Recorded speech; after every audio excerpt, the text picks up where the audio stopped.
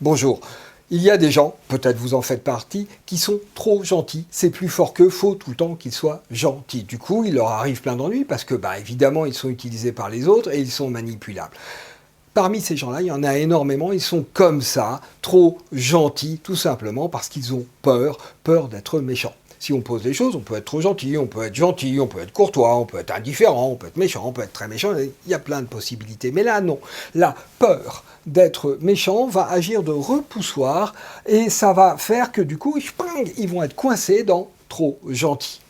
Ça, c'est un premier exemple. Deuxième exemple, il y a des gens qui sont obsédés par le regard que les autres ont sur eux. Ils font attention sans arrêt au fait que les autres aient une bonne image d'eux. Ils pourraient en avoir rien à faire, mais non. Pareil, il y a une tension derrière ça, il y a un interdit, il y a une peur, il y a un repoussoir. C'est les autres ont une mauvaise image de moi. Et du coup, tac, voilà. Comment sortir de ça? Comment alléger la vie? Eh bien, tout simplement, moi, ce que je conseille, c'est l'auto-hypnose. Alors, l'auto-hypnose, je vous en ai déjà un petit peu parlé dans une autre vidéo. Aujourd'hui, on va faire avec un objet, par exemple un mug. Vous prenez un mug, vous le posez sur une table, vous vous asseyez confortablement en face de ce mug et vous le fixez. C'est très important. Vous fixez, vous obligez vos yeux à rester fixés sur ce mug. Et dans un premier temps, vous pensez. Où est-ce que je l'ai acheté? À quoi ça sert?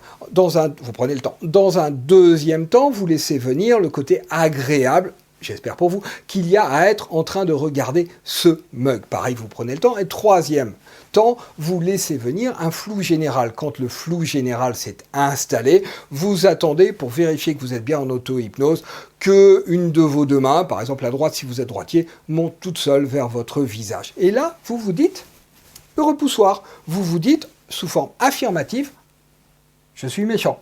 Pour l'autre cas, les autres ont une mauvaise image de moi. Vous vous dites ça dans votre tête, vous pouvez même fermer les yeux. Et vous laissez votre corps, parce que votre corps sait mieux que vous le laissez faire ce qu'il a à faire. Ça va faire des montées, des descentes de tension, il faudra peut-être répéter l'exercice plusieurs fois.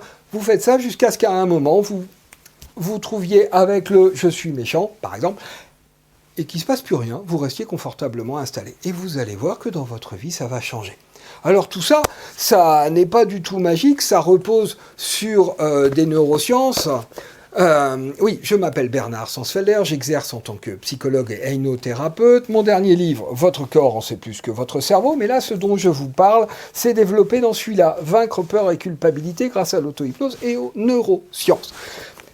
Les explications de ces phénomènes, de enlever le repoussoir, c'est expliqué au niveau des neurosciences. Alors qu'est-ce qui va se passer si vous faites ça dans votre vie de tous les jours? On l'a fait sur deux exemples, mais vous pouvez généraliser à plein de choses. Votre vie va être plus légère, votre vie va être plus simple, vous allez tout simplement être plus vous-même. Et du coup, vous allez être plus apaisé, plus serein, la vie sera plus agréable. C'est pas mal. C'est tout pour aujourd'hui.